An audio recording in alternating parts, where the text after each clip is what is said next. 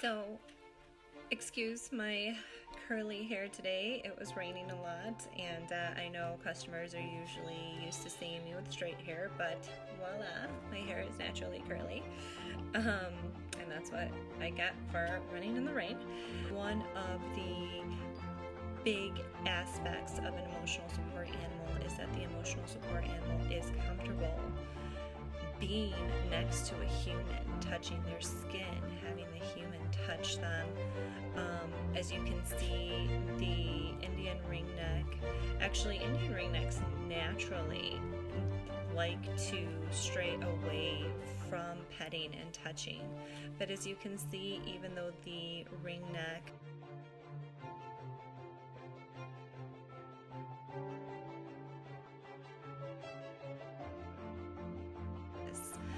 and anyone who has raised Indian ringnecks can tell you that. Indian ringnecks are probably one of the more tough species to raise in regard to making sure that they are tame and that they truly do trust humans.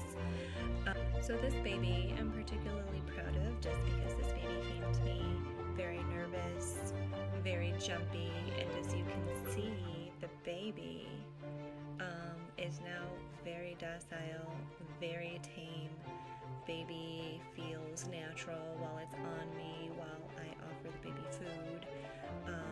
And these are all things that are necessary in regard to training these babies to be an emotional support animal.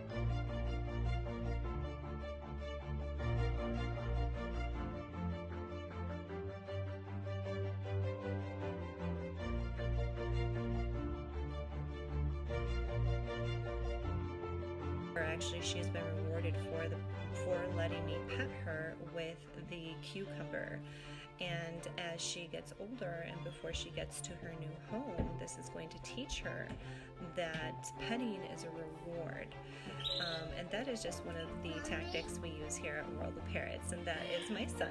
So I will let you guys go.